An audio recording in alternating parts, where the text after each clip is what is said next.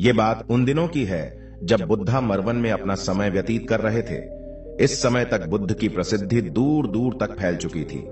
बहुत दूर दूर से लोग अपनी चिंताओं और परेशानियों का समाधान हेतु बुद्ध के पास आते थे। ऐसे ही एक दिन जब बुद्धा मरवन में अपने शिष्यों को प्रवचन दे रहे थे, तभी एक अधेड़ उम्र का व्यक्ति अपने नौजवान पुत्र को अपने साथ लिए बुद्ध की तरफ चला आ रहा था। जब यह प्रवचन स्थल के पास पहुंच गए तो बुद्ध ने एक नजर उन पर डाली और इशारे से बैठने के लिए कहा। जब प्रवचन समाप्त हो गए और सभी लोग वहां से चले गए तो बुद्ध ने उस व्यक्ति को अपने पास बुलाया और बैठने के लिए कहा। वहां चारों तरफ हरियाली छाई हुई थी।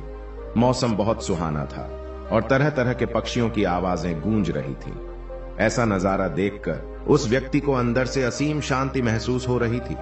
इसके बाद बुद्ध ने उस व्यक्ति से आने का कारण पूछा तो इस पर व्यक्ति ने कहा, तथागत, मैं 2 दिन की लंबी यात्रा करके अपने पुत्र को आपसे मिलवाने लाया हूं। ये मेरा इकलौता पुत्र है और ये हर समय थका थका रहता है। ऐसा लगता है जैसे इसके अंदर कोई जान ही ना हो। इसका स्वभाव भी काफी चिड़चिड़ासा हो गया है। अगर हम इससे कुछ भी कहते हैं तो यह हमारी छोटी छोटी बातों पर गुस्सा हो जाता है। इसके देखने की क्षमता भी उम्र से पहले ही कमजोर हो गई है और इसके बाल भी सफेद पड़ने लगे हैं। इतनी कम उम्र में इतनी बड़ी उम्र का लगना, मुझे तो कुछ समझ नहीं आ रहा है। तथागत, मैं अपने पुत्र के स्वास्थ्य को लेकर बहुत चिंतित हूं। जब मैं अपने पुत्र को वेद जी के पास लेकर गया तो उन्होंने कुछ औषधि दी और कहा, अपने पुत्र को तनाव कम लेने के लिए कहो। वो अपने दिमाग में बहुत अधिक तनाव लेता है, इसलिए उसकी ऐसी हालत हो गई है। लेकिन मैंने उसको बहुत समझाने के बाद भी तनाव का मतलब समझ नहीं आया। मुझे नहीं पता कि तनाव होता क्या है, यह किन कारणों से आता है और उसे कैसे अपने पुत्र के दिमाग से निकालूं। लेकिन मुझे सबसे पहले तो यह समझना है कि तनाव होता क्या है। इसीलिए तथागत मैं आपके पास आया हूं। कृपया आप मेरी समस्या का समाधान कीजिए। यह सुन बुद्ध उसके पुत्र को बड़े ध्यान से देखते हैं, उसके चेहरे को देखते हैं, उसकी आंखों को देखते हैं और फिर उसके हाथों की नब्ज को भी देखते हैं। यह सारी विधि करने के पश्चात बुद्ध उस व्यक्ति से कहते हैं कि तनाव लेना तो कोई नहीं चाहता, लेकिन फिर भी यह तनाव लोगों के दिमाग को दीमक की तरह पकड़ लेता है और व्यक्ति जान भी नहीं पाता है कि वह तनाव में जी रहा है। लेकिन अगर व्यक्ति तनाव के कारणों को अच्छे से समझ लेता है और तनाव के बारे में कोई ऐसा पैमाना बना लेता है जिससे वह जान सके कि वह कितने तनाव में है, तो वह इस समस्या का समाधान भी खोज सकता है। सबसे पहले तो तुम ये समझो कि तनाव होता क्या है। जब भी कोई व्यक्ति कोई काम कर रहा होता है लेकिन उसका मन कहीं दूर भटक रहा होता है, कल्पनाओं में होता है, तो उसके शरीर और मन के बीच एक दूरी पैदा हो जाती है। यह दूरी जितनी अधिक होगी, व्यक्ति उतनी ही ज्यादा बेहोशी की अवस्था में होता है और शरीर व मन के बीच की इसी दूरी और खिंचाव को तनाव कहा जाता है। आखिर कोई पसंदीदा खेल खेलने के बाद व्यक्ति चुस्ती और प्रसन्नता से क्यों भर जाता है, जबकि उसने तो अपने शरीर को थकाया है। लेकिन समझने वाली बात यह है कि खेलते समय मन और शरीर एक साथ पूरी तरह से उस खेल में केंद्रित होते हैं, जिससे शरीर और मन के बीच दूरी पैदा नहीं होती और कोई तनाव पैदा नहीं होता। और अगर दिमाग में कोई तनाव था तो वो भी दूर हो जाता है। लेकिन इसके विपरीत, जब हम कोई ऐसा काम करते हैं जो हमें पसंद नहीं है, तो हमारा शरीर तो उस काम को कर रहा होता है, लेकिन हमारा मन कहीं दूर कल्पनाओं में भटक रहा होता है, जिससे शरीर और मन के बीच एक दूरी पैदा हो गई और तनाव ने जन्म ले लिया।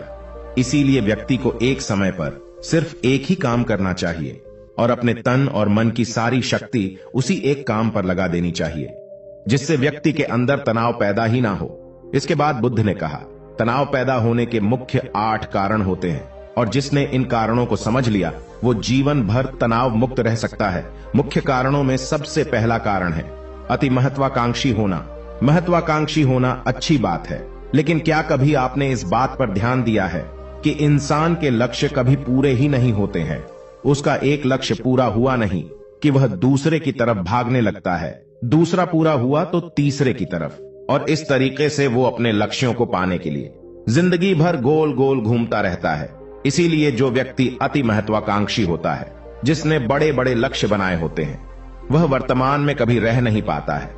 उसका मन सदैव भविष्य की योजनाएं बनाने में ही व्यस्त रहता है। उसका शरीर तो वर्तमान में रहता है, लेकिन मन भविष्य में ही रहता है। जिससे मन और शरीर के बीच दूरी पैदा हो जाती है और वह तनाव भरी जिंदगी जीने लगता है। बुद्ध के मुंह से यह बात सुन उस लड़के ने कहा, है बुद्ध, तो फिर इसका मतलब है कि हमें लक्ष्य नहीं बनाना चाहिए, क्योंकि लक्ष्य बनाना भी तो महत्वाकांक्षा ही है। इस पर बुद्ध ने कहा, जीवन में लक्ष्य बनाना कोई गलत बात नहीं है, लेकिन समस्या तब उत्पन्न होती है जब वो अपना पूरा ध्यान उस लक्ष्य से मिलने वाले परिणाम पर ही लगा देते हैं और उसके परिणाम की चिंता करते रहते हैं। व्यक्ति को वर्तमान में जीना आना चाहिए। आप लक्ष्य बनाइए और उस लक्ष्य की प्राप्ति के लिए कड़ी मेहनत करिए, लेकिन साथ ही साथ आपको इस बात का भी ज्ञान होना चाहिए कि आप अभी वर्तमान में जी रहे हैं और वर्तमान ही सत्य है। बुद्ध ने आगे कहा, तनाव का दूसरा सबसे बड़ा कारण है ईर्ष्या करना है। जब व्यक्ति ईर्ष्या और जलन से भर जाता है तो उसका मन अंदर से सड़ने लगता है। ईर्ष्या एक आंतरिक घाव है। आंतरिक घाव यानी मन का घाव। व्यक्ति के शरीर का घाव तो भर सकता है, लेकिन मन का घाव कभी नहीं भर सकता। इसीलिए व्यक्ति को दूसरे की खुशी और तरक्की से कभी ईर्ष्या नहीं करनी चाहिए, क्योंकि ईर्ष्या तनाव का कारण है। इसके बाद बुद्ध ने तनाव का तीसरा कारण बताते हुए कहा कि आरुषिपूर्ण काम न करना, इससे भी मन में तनाव पैदा होता है। जो काम करना हमें पसंद ही नहीं है, जिस काम में हमारी रुचि ही नहीं है, उस काम में हमारा मन लग ही नहीं पाएगा। हमारा शरीर तो वहीं बैठा रहेगा, लेकिन हमारा मन कल्पनाओं की उड़ान भरेगा, जिससे शरीर और मन के बीच दूरी पैदा हो जाती है और व्यक्ति तनावग्रस्त हो जाता है। इसीलिए इंसान को हमेशा अपनी रुचि के अनुसार ही कार्य करना चाहिए। अगर व्यक्ति ने यह पता कर लिया कि उसे कौन सा काम करना पसंद है और वो उसी काम को अपने जीवन का लक्ष्य बना लेता है, तो फिर वो काम उसके लिए काम नहीं बल्कि एक खेल बन जाता है। फिर बुद्ध ने कहा, तनाव का चौथा कारण होता है किसी दूसरे से अच्छा रखना। बुद्ध ने उस व्यक्ति की ओर इशारा करते हुए कहा, एक पिता होने के नाते तुम्हारी अपने पुत्र से बहुत सी अपेक्षाएं होगी कि तुम्हारा पुत्र एक बहुत ही कामयाब इंसान बने, तुम्हारा नाम रोशन करे, जैसा तुम चाहते हो उस तरह का जीवन जिए, तुम्हारी हर बात माने। लेकिन क्या आज तक कभी किसी की सारी अपेक्षाएं पूरी हुई है? जब भी कोई व्यक्ति किसी दूसरे से कोई अपेक्षा रखने लगता है तो वो अनजाने में अपने लिए तनाव पैदा करने लगता है। जरा सोचो कि अगर तुम्हारा बेटा तुम्हारे अनुसार काम नहीं कर रहा है और वो नहीं बन पा रहा है जो तुम उसे बनाना चाहते हो, तो निश्चित रूप से तुम्हारे दिमाग को तनाव तुम्हें पकड़ लेगा। तुम तनाव से भरा जीवन जीना शुरू कर दोगे और इस तनाव के बस में आकर तुम ऐसा व्यवहार करोगे, ऐसी बातें करोगे कि तुम्हारा अपने पुत्र के साथ संबंध और भी खराब होता चला जाएगा। इसीलिए व्यक्ति को जितना हो सके उतनी कम अपेक्षाएं दूसरों से रखनी चाहिए, और अगर पूरी तरह से तनाव मुक्त रहना है तो दूसरों से अपेक्षा रखना ही बंद कर दो। इसके बाद बुद्ध ने कहा कि शारीरिक कष्ट भी इंसान के तनाव का एक कारण होता है। जब व्यक्ति किसी शारीरिक पीड़ा से गुजर रहा होता है तो उसका पूरा ध्यान अपने उस शारीरिक दर्द पर होता है और वो पूरे दिन बस उसी के बारे में सोचता रहता है, जिससे उसका मन दुख के विचारों से भर जाता है और ऐसी स्थिति में व्यक्ति तनावग्रस्त रहने लगता है। यह सुन उस व्यक्ति ने कहा कि हे बुद्ध, शारीरिक दुख तो किसी भी व्यक्ति को हो सकता है, तो फिर क्या हुआ? व्यक्ति जीवन भर तनाव में ही जिएगा? इसका जवाब देते हुए बुद्ध ने कहा कि इंसान को यह बात समझनी चाहिए कि हमारा जीवन दुखों का आधार है।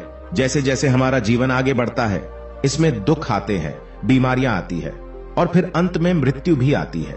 तो बीमारियां इंसान के जीवन का अभिन्न अंग है, कोई इनसे बच नहीं सकता। बस किसी किसी के जीवन में यह समय से पहले आ जाती है तो किसी के बाद में आती है। जब इंसान का मन इस बात को अच्छे से समझ लेगा तो फिर वह अपनी बीमारी के बारे में सोच सोच कर ज्यादा तनाव नहीं लेगा, क्योंकि यह हमारे जीवन का अभिन्न हिस्सा है और इसके लिए व्यक्ति को शारीरिक रूप से भी अभ्यास करते रहना चाहिए। अपने जीवन में व्यायाम और स्वस्थ जीवन शैली को भी जगह देनी चाहिए ताकि उसका शरीर लंबे समय तक निरोगी रहकर सही से काम कर सकें। तनाव का अगला कारण होता है अपनी योजनाओं को समझने के लिए समय न देना। कुछ लोगों के दिमाग में कोई विचार आया ही नहीं कि वो बिना सोचे समझे उस पर काम करना शुरू कर देते हैं, और जब उस काम में उन्हें असफलता मिलती है तो वह तनाव से भर जाते हैं, क्योंकि उन्होंने उस काम को शुरू करने से पहले उसके बारे में पूरी जानकारी इकट्ठा नहीं की थी। इंसान को कोई भी काम शुरू करने से पहले उसके अच्छे और बुरे परिणामों के बारे में ठीक से सोच विचार कर लेना चाहिए। इंसान को इस बारे में भी सोच लेना चाहिए कि अगर ये योजना सफल नहीं हुई तो फिर इसके बाद मैं क्या करूंगा? इसलिए व्यक्ति को अपनी योजनाओं को ठीक से समझने के लिए पूरा समय देना चाहिए, ताकि बाद में उस योजना की वजह से तनाव पैदा ना हो। तनाव का 7वां सबसे बड़ा कारण है टाल मटोल करना, आज के काम को कल पर टालना। आप लोगों ने यह कहावत तो सुनी होगी कि आलस्य इंसान के शरीर का सबसे बड़ा शत्रु है। इंसान आलस्य की वजह से आज के काम को कल के लिए टाल देता है और फिर काम को टालना उसकी आदत बन जाती है। काम को कल पर टालने वाले व्यक्ति का काम कभी भी समय पर पूरा नहीं हो पाता है, और अगर किसी तरह से पूरा हो भी जाता है तो वह उतना अच्छा नहीं हो पाता है जितना अच्छा उसे किया जा सकता था, और फिर यह बात व्यक्ति के अंदर तनाव पैदा करती है।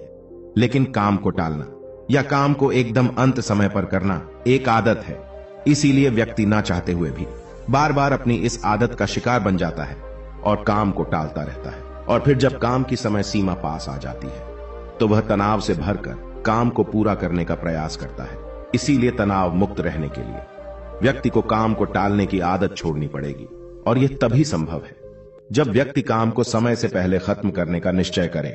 सबसे आखिरी और सबसे प्रमुख कारण जो तनाव का होता है वो है ज्यादा सोचना। लगातार सोचते रहना भी एक बीमारी है, और यह उस व्यक्ति में सबसे ज्यादा पाई जाती है जो सिर्फ कल्पनाएं करता है, जो अतीत की घटनाओं और भविष्य की बातों के बारे में सोचता रहता है, जो बेवजह के अनुमान लगाता रहता है। इसीलिए व्यक्ति को ज्यादा सोचने की आदत पर लगाम लगाना चाहिए। इसके लिए जितना हो सके खुद को काम में व्यस्त रखना चाहिए, और हर दिन ध्यान का अभ्यास करने को अपने जीवन का हिस्सा बना लेना चाहिए। बुद्ध के मुंह से यह सारी बातें सुनकर उस व्यक्ति ने हाथ जोड़कर कहा, बुद्ध, मेरा पुत्र तो अभी मात्र 20 वर्ष का ही है, और इसमें अभी इतनी समझ भी नहीं है कि यह आपकी बताई सारी बातों का एक साथ पालन कर सकें। आप कृपया करके तनाव मुक्त रहने का कोई आसान सा तरीका बता दें, जिससे मेरा बेटा उसका अनुसरण भी कर सके और तनाव मुक्त भी रह सके। उस व्यक्ति की यह प्रार्थना सुन बुद्ध ने कुछ सोचते हुए जवाब दिया, अगर तुम इतनी सारी बातों का पालन नहीं कर सकते हैं तो इसके लिए एक बहुत ही आसान विधि है।